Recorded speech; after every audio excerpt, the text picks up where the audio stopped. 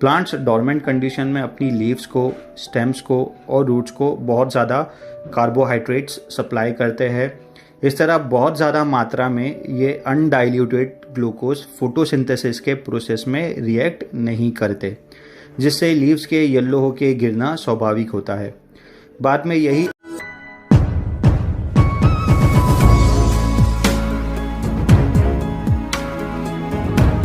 आपके भी रोज़ प्लांट के लीव्स येलो हो रहे हैं और उनकी ग्रोथ रुकी हुई है, तो कोई डिसहार्टेड होने की ज़रूरत नहीं है। ये एक बहुत अच्छी गुड न्यूज़ है हम रोज़ गार्डनर्स के लिए। तो ऐसा क्यों होता है, इसके पीछे का साइंस क्या है और हमें अब क्या करना चाहिए, तो इस वीडियो में आपसे मैं इन्हीं सारे इम्पोर्टेंट टॉपिक्स पे बात करूँगा। तो शुरू करते हैं। सितंबर मंथ की शुरुआत से ही मेरे रोज़ प्लांट की कंटिन्यूस हेल्दी ग्रोथ जो हो रही थी वो रुक गई है और इनकी रूट्स ने फीडिंग लेना भी बंद कर दिया है और इनकी लीव्स भी आहिस्ता आहिस्ता येलो होना शुरू हो गई है। और जैसा कि इनकी रूट्स भी अब फीडिंग नहीं ले रही, तो उनकी रूट्स में भी थोड़ा डायबैक आ रहा है, जिसकी वजह से कुछ स्टेम्स में भी डायबैक आना शुरू हो रहा है, जैसा आप ये देख रहे हैं। तो ये कोई डिसहार्टेड होने की बात नहीं है, बस ये रोज़ प्लांट का एक नेचर है, इनकी सर्वाइवल स्ट्रेटेजी है, जिससे ये लंबे समय तक सर्वाइव करते हैं। इस प्रोसेस को रोज़ प्लांट डॉर्मेसी भी कहते हैं। अब इसके पीछे का साइंस क्या है।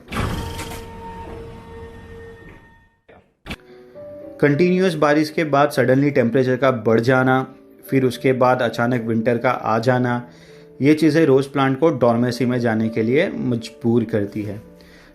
प्लांट्स डॉर्मेंट कंडीशन में अपनी लीव्स को, स्टेम्स को और रूट्स को बहुत ज़्यादा कार्बोहाइड्रेट्स सप्लाई करते हैं।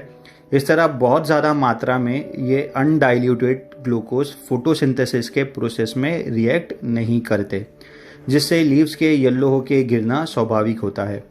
बाद में यही अनडाइल्यूटेड स्टार्च और कार्बोहाइड्रेट्स रोज़ प्लांट्स अपनी लीव्स, स्टेम्स, रूट्स और थ्रोन जो इनके कांटे होते हैं उनमें से रिलीज़ करते हैं।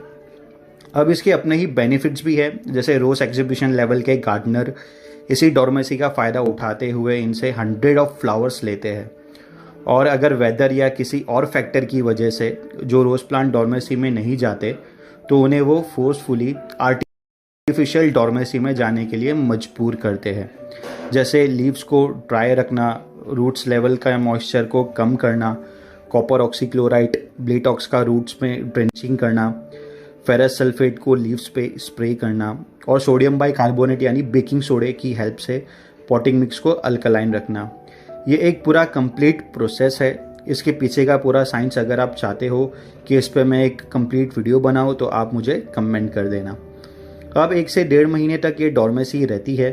उसके बाद इनकी प्रूनिंग होती है और आफ्टर प्रूनिंग ये न्यू ब्रांचेस डेवलप करते हैं और जितनी ज़्यादा ब्रांचेस होती है उतनी ही सारे फ्लावर्स आते हैं। ड्यूरिंग विंटर स्पेशली जब रात दिन से ज़्यादा लंबी होती है, क्योंकि मैक्सिमम फ्लावरिंग प्रोसेस जो है वो डार्क में, नाइट में और कूल वेदर में ही होता है। तो बस अभी आप क्या करना है, इनकी फीडिंग बहुत कम कर देना है।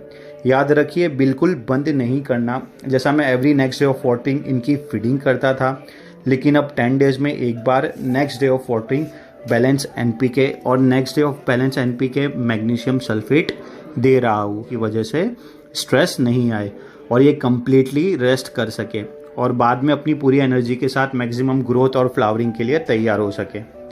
मैंने कैल्शियम नाइट्रेट भी मंगवाया है, क्योंकि न्यू शूट्स और न्यू ग्रोथ के लिए मुझे कैल्शियम नाइट्रेट की भी ज़रूरत होगी। मुझे आगे मैं जो भी प्रोसेस करूँगा प्रूनिंग के लिए, इनसे फ्लावरिंग के लिए, तो सब कुछ आप सबसे शेयर ज़रूर करूँगा।